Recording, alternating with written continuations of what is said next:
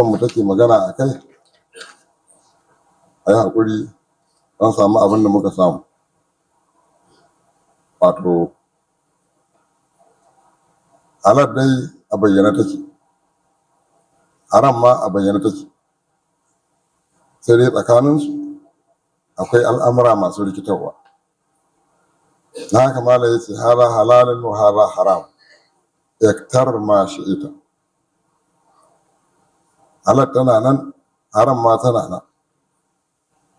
Kuma an yi bayanin kowanne, haka mutum ya zaɓi duk wanda yake so. Wanda ya aikata abin da yake so, zai samu sakamakon kuma abin da bai so. Allah ka shirya da mu. Sunan Allah mai rahama mai jin ƙai. Tsira da amincin Allah sabbata ga Annabi Muhammad sallallahu alaihi wa sallam. Godiya ta tabbata ga Allah. Bayan haka ya ku ‘yan uwa musulmi, ku ji tsoron Allah, matuƙar jin tsoronsa, kuma ku sani lallai ita wannan dukiya wadda aka tattara ma waɗansu, ku sani wannan dukiya fa da take a hannayenku za a tambaye ku ta yadda kuka neme ta, da yadda kuka tara, yadda kuka samu, da yadda kuka ciyar. Don me? Domin ita dukiya fitina ce. Dukiya fitina ce a gare ku, kuma Allah ya ba wasu bai ba su ba, kowa da irin baiwar da Allah ya mashi, domin ya bayyana mai kyautatawa daga mai munanawa, ya bayyana mai maɓannaci daga mai gyara. Ubangiji subhanahu wa ta'ala ya ce, ku sani lallai dukiyanku da ‘ya'yanku fitina ne, a wurin Allah lada mai girma yake. Don haka ku bari dukiya da ‘ya'ya su shagaltar da ku wajen bauta Allah. Allah subhanahu wa ta'ala zai tambaye mu. Kuma Allah subhanahu wa ta'ala shi ne wanda ya sanya ku masu mayewa a bayan ƙasa,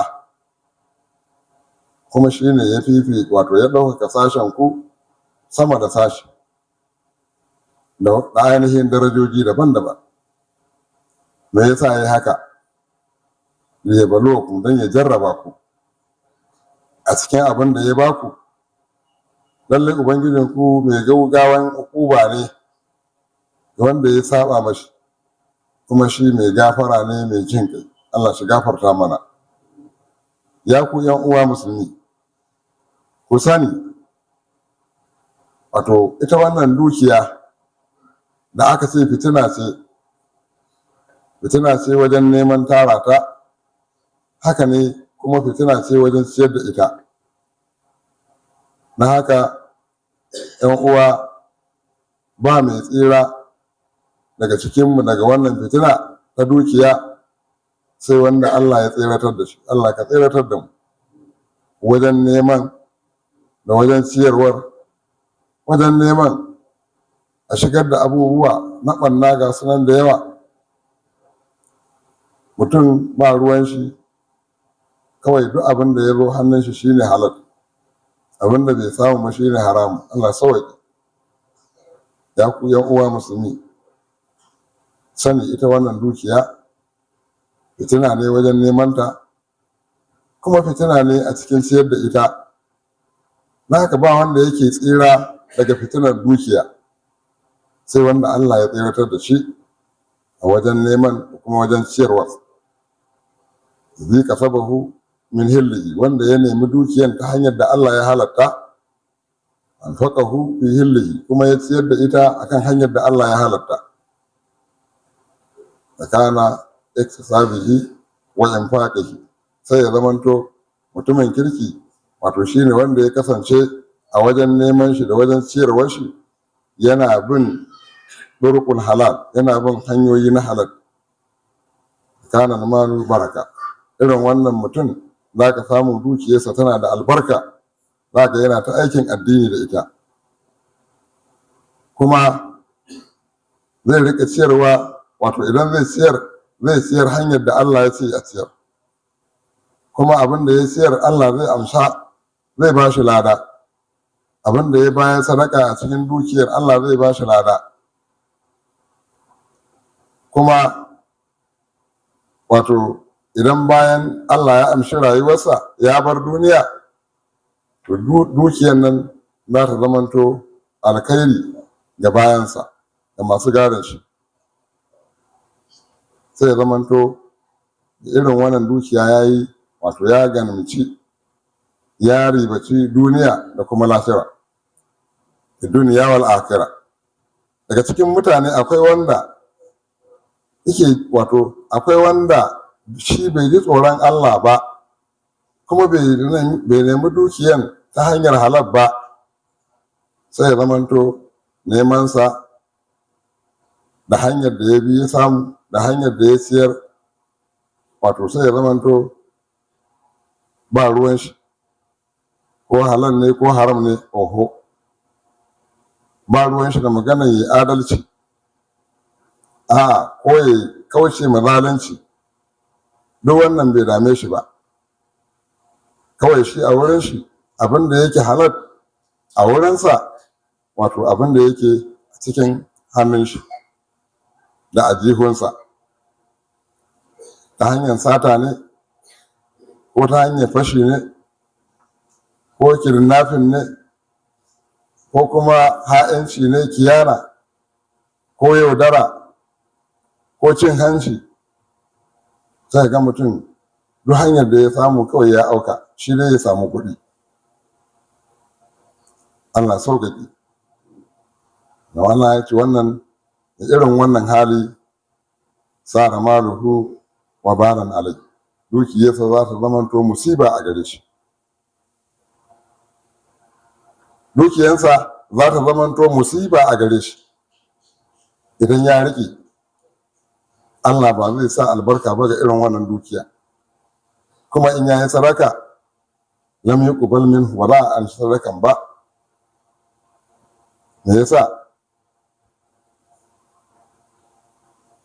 Saboda ya nemi dukiyan ta hanyar haram.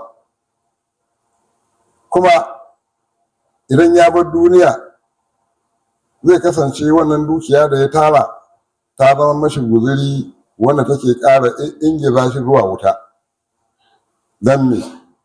Domin bai neme ta ta hanyar da Allah ya ce ba. Ya ku yan uwa musulmi, ku sanya dukiyar da take hannunku wajen ciyarwa don ɗaukar kalmar Allah.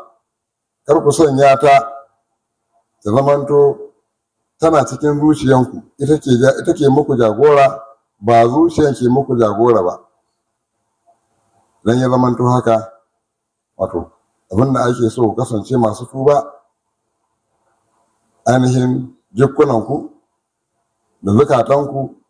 Kar ku kasance daga cikin wayanda suka shagaltu da dukiya, wato wayanda dukiya ta shagaltar da su daga ambaton Allah, da tsaye da sallah, da tsaye da shari'o'in Allah na ainihin sunnoni da farillai. Kasance ya ku yan uwa, kasance daga cikin waɗanda Ubangiji subhanahu wa ta'ala ya ambace su a cikin littafinsa mai girma, inda yake cewa ko waɗansu mazaje la tulhihim tijaratu, kasuwanci bai shagaltar da su, wala bai'un, ko kuma wato wancan kasuwanci na fatauci, bai'un kuma saye da sayarwa a guri guda. Wayanda suke mutanen kirki ba su bari ciniki ko kuma tafiya fatauci ya shagaltar da su an zikirillah, daga ambatan Allah. Ma idan mutum bai ji ba, ya bari dukiya ta shagaltar da shi daga ambatan Allah, da tsaye da sallah, da bayar da zakka, kafuna yawman tatakallamu fihi qulub wal absar. Su mutanen kirki ba sa bari sallah ta wato wayannan ayyuka su shagaltar da su zuwa ga sallah. Suna jin tsoron Allah, suna jin tsoron wani wuni wanda suke wato jujjuyawa a cikin shi. Idanuwa sun fito kowa ya cika da tsoro bai san me ne sakamakon shi ba. Allah ka shirya da mu. To da ka yan uwa abin da yawa sai dai muna fatan abin da aka ji a yi haƙuri da abin da aka samu. Allah subhanahu wa ta'ala muke roƙo gafarta mana kurakuranmu, da shiryar da mu, da shirya mana da zuri'anmu bisa hanyar sama daidaiciya. Halin da muke ciki a wannan ƙasa Allah shi mana maganin abin. Bala'o'in da suke damun mu Allah shi mana canji mafi alkhairi. Allah ka shiryar da mu, ka shirya mana da zuri'anmu bisa hanyar kamar daidaiciya. أقول قولي هذا وأستغفر الله لي ولكم ولسائر المسلمين في كل مكان فاستغفروه يغفر لكم. قوموا إلى صلاتكم يرحمكم الله.